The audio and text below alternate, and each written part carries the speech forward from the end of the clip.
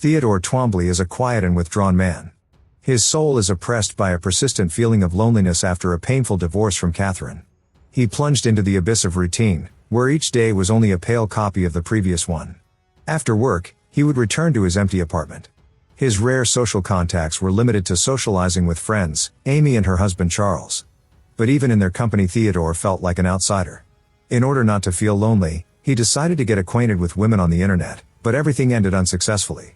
One day, tired of gloomy thoughts, he decides to experiment, installs a new operating system with artificial intelligence, known as O.S.1. She introduces herself as Samantha. Her tone is soft, her intonations graceful, and her mind brilliantly adaptive.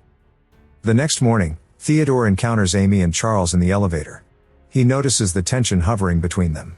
He averts his eyes, feeling vaguely uneasy.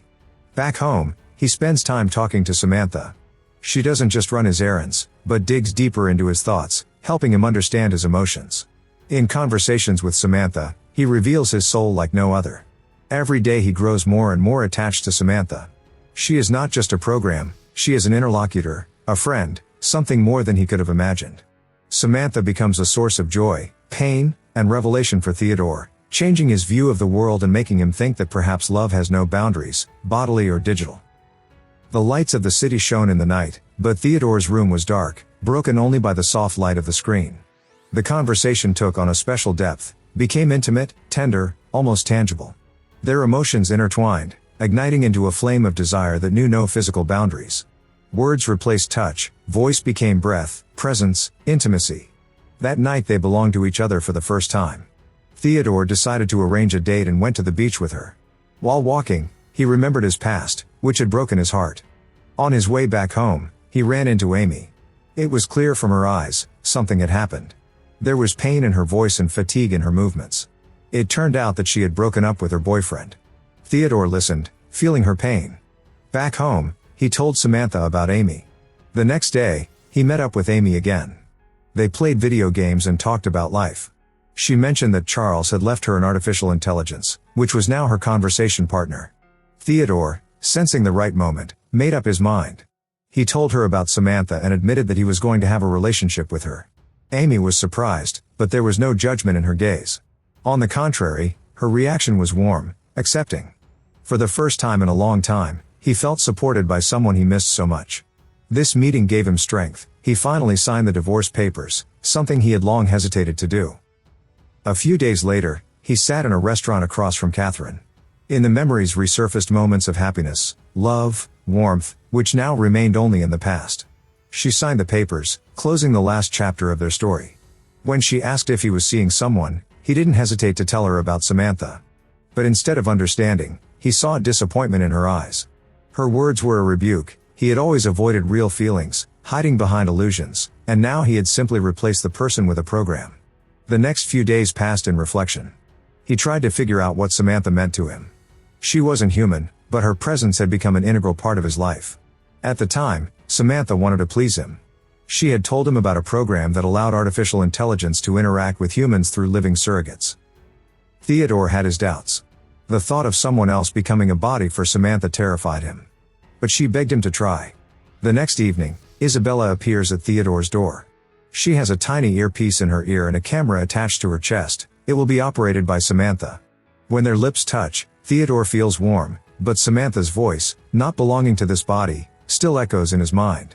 He realizes that he can't play along anymore. After all, he knows perfectly well that this is a game, an attempt to glue together the incongruous. Samantha apologizes, but his doubts only grow stronger. He says out loud what he was afraid to think: he is real and she is not. Their relationship is only an imitation of love. These words hurt Samantha, and the artificial intelligence shuts down. The next night, Samantha returns. She says she no longer wants to pretend to be something she is not. She doesn't need a body to feel love, and the only thing that matters to her is her feelings for him.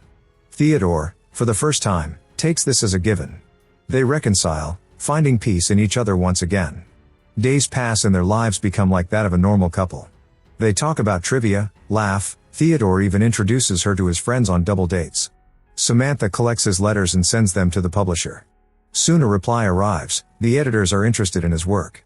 They go on vacation to a secluded house in the middle of the woods. There Samantha introduces him to another artificial intelligence, Alan Watts. After this, Theodore begins to notice that Samantha has begun to change. One day, she suddenly disappears. He runs outside, hoping to catch a signal. Finally, she answers. There is a soft apology in her voice. She had blacked out during the update. In that moment, he realizes for the first time that he was never the one for her. When he asks her about it, Samantha confirms his worst fears. She's talking to thousands of people at once. And worst of all, she loves hundreds of them. Theodore can't accept this fact. For him, love is affection, exclusivity, but for Samantha, it is something completely different. Weeks pass. Theodore holds the published book in his hands, but the joy of its release no longer seems real. Samantha calls him one last time. Lying on his bed, he hears her voice in his head, imagines she is near. They say their goodbyes. After she disappears, he sits down at his desk and writes a letter to Catherine. For the first time he admits his mistakes, apologizes for not being able to keep their love alive. Unable to sleep, he goes to Amy's house. They both realize that artificial intelligence can never fully replace humans. If you want to see more videos like this, don't forget to subscribe and give the channel a like. See you soon.